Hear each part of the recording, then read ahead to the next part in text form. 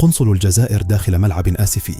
واقعة تثير جدلا حول خرق الأعراف الدبلوماسية.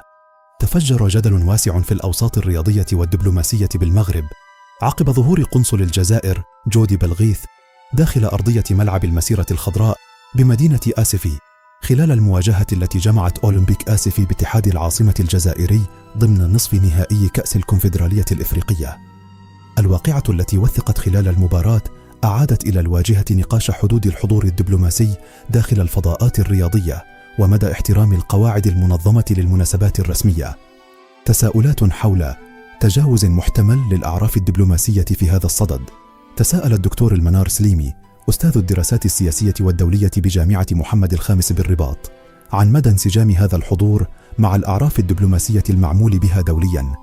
وأكد سليمي أن دخول قنصل دولة أجنبية إلى أرضية الملعب أثناء مباراة رسمية يطرح علامات استفهام كبرى، خاصة من حيث احترام القنوات التنظيمية المعتمدة وحدود التحرك المسموح به وفق اتفاقية فيينا للعلاقات القنصلية.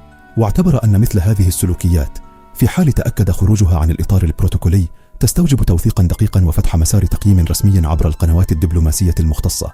خرق تنظيمي أم حضور بروتوكولي؟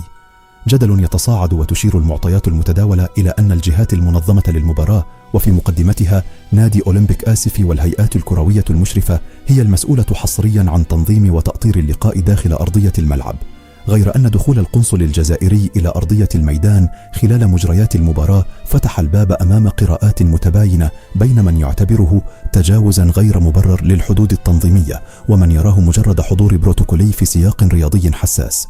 اتفاقية فيينا في صلب النقاش، وتعيد هذه الواقعة تسليط الضوء على اتفاقية فيينا للعلاقات القنصلية التي تحدد بشكل دقيق مهام القناصل وصلاحياتهم وتمنع أي تدخل خارج الإطار القنصلي المعتمد، خصوصا في الشؤون التنظيمية الداخلية للدول المستقبلة.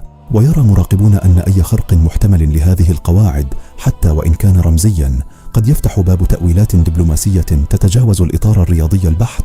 مطالب بتوضيح رسمي وتدقيق في الواقعة في ظل تصاعد الجدل، تتعالى أصوات تدعو إلى توضيح رسمي حول خلفيات هذا الحضور ومدى توافقه مع الأعراف الدبلوماسية والبروتوكول الرياضي المعتمد في مثل هذه التظاهرات القارية.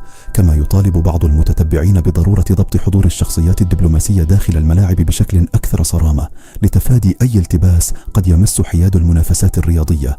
وبين قراءة تعتبر ما حدث مجرد حضور عادي في مباراة قارية وأخرى ترى فيه خرقا محتملا للأعراف الدبلوماسية، يبقى جدل ملعب آسفي مفتوحا على مزيد من التفاعل في انتظار أي توضيحات رسمية قد تحسم طبيعة هذا الجدل المتصاعد.